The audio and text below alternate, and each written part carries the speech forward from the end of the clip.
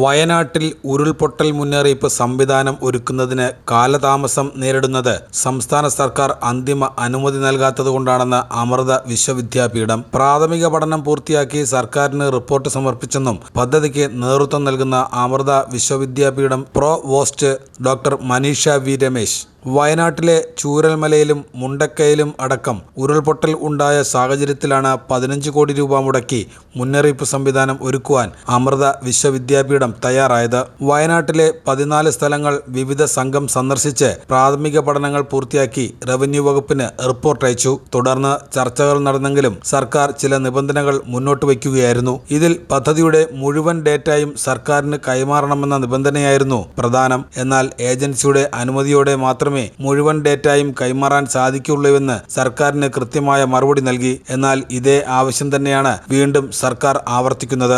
അതേ ഫംഗ്ഷൻ നമ്മൾ ഇവിടെയും ചെയ്യാൻ തയ്യാറാണ്. നമ്മൾ അതനുസരിച്ച് ഡേറ്റ തരാൻ തയ്യാറാണ്. ഏത് വാർണിംഗ് ലെവലാണെങ്കിലും അതിനുള്ള ഡേറ്റയും അതിന്റെ കാര്യങ്ങളും തരാം. പക്ഷേ റോ ഡേറ്റയും മറ്റു കാര്യങ്ങളും ഞങ്ങളുടെ കയ്യിലായിരിക്കില്ല. നമുക്ക് ഫണ്ടിങ് തരുന്ന ആരാണോ അവരുടെ കസ്റ്റോഡിയനാണ് ആ ഡേറ്റ. അത് ഫണ്ടിങ് ഏജൻസിയുടെ നിയമം അനുസരിച്ചിരിക്കും. അപ്പം ഫണ്ടിങ് ഏജൻസി ഈ പെർമിഷൻ കിട്ടിക്കഴിഞ്ഞാൽ നമ്മുടെ ഫണ്ടിങ് ഏജൻസി ആരാണോ അവരുടെ നിയമത്തിനനുസൃതമായി നമുക്ക് ഒരു NDA ഏർപ്പെടുത്തി എത്ര ഡേറ്റ അങ്ങോട്ട് ഷെയർ ചെയ്യാം, എത്ര റിസർച്ച് ചെയ്യാം എന്ന് തീരുമാനിക്കാം. ഇത് ഇങ്ങനെയാണെങ്കിൽ മുന്നോട്ട് പോകാൻ തയ്യാറാണെന്ന് പറഞ്ഞു. പിന്നെ അതുകൂടാതെ അവർ പറഞ്ഞൊരു കാര്യം എന്ന് വെച്ചാൽ നമ്മളുടെ ഒരു കമ്മിറ്റി ഉണ്ടാവും ഇതിന് ഇവാലുവേറ്റ് ചെയ്യാനും അതത് സമയങ്ങളിൽ മാറ്റം വരുത്തണം, അങ്ങനെ പോകണം എന്ന് പറഞ്ഞു.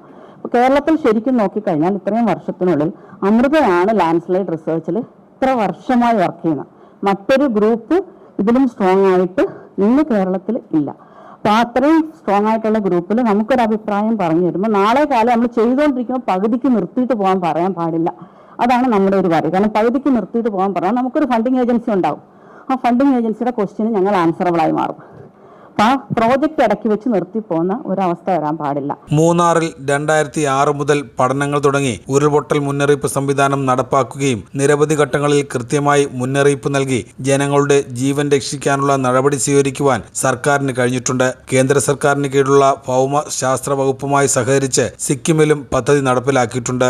വയനാടുമായി ബന്ധപ്പെട്ട മുഴുവൻ ഡേറ്റയും കൈമാറണമെങ്കിൽ സംസ്ഥാന സർക്കാർ പണം ചെലവാക്കേണ്ടി വരും. എന്നാൽ സർക്കാർ ഇതിനു തയ്യാറായിട്ടില്ല. പദ്ധതിക്ക് സർക്കാർ അനുമതി ലഭിച്ചാൽ എത്രയും പെട്ടെന്ന് ഫണ്ടിംഗ് ഏജൻസിയെ കണ്ടുപിടിച്ച് മുന്നോട്ടുള്ള പ്രവർത്തനങ്ങൾ ആരംഭിക്കുവാൻ തയ്യാറാണെന്നും ഡോക്ടർ മനീഷ വി രമേശ് പറഞ്ഞു. മാതാമാന്യം നടത്തുന്നുണ്ട്, അതല്ലാതെ ഡിഫറെന്റ് ഏജൻസീസ് ഉണ്ട്. അത് നമ്മളിത് ഈ സാങ്ഷനോട് കൂടിയാണ് നമ്മൾ ഓരോരുത്തരെ അപ്രോച്ച് ചെയ്യുന്നത് അല്ലേ. പലരും ഇത് കാരണം വെച്ചാൽ ഒരു ഇത്രയും കോടി ഏരിയാസിൽ മാത്രം ഉള്ളതല്ല, നമുക്ക് പല കാര്യങ്ങൾ വിപുലമായിട്ട് നമുക്ക് ചെയ്യാൻ പറ്റും. അപ്പോൾ അതിൻ്റെ രീതിക്ക് പോകുമ്പോൾ ഇതിനകത്ത് റിസർച്ച് ഉണ്ട്, ഡിപ്ലോയ്മെന്റ് ഉണ്ട്, എഞ്ചിനീയറിംഗ് സൊല്യൂഷൻ ഉണ്ട്, സോഫ്റ്റ്വെയർ ഡിഫറെന്റ് സബ് പീസസ് ഉണ്ട്. ഇതിനെല്ലാത്തിലും വേണം അല്ലേ. അപ്പം അമ്മയുടെ കൂടാതെ തന്നെ വേറെ ഫണ്ടിങ് ഏജൻസീസ് നമുക്ക് ഉണ്ടാകും. എനിക്ക് ലാൻഡ്സ്ലൈഡ് അറിയാനുള്ള ഡേറ്റ ആണ് വേണ്ടത് അല്ലേ, അല്ലാതെ എൻ്റെ മറ്റു ഡേറ്റാസ് അല്ലല്ലോ വേണ്ടത്.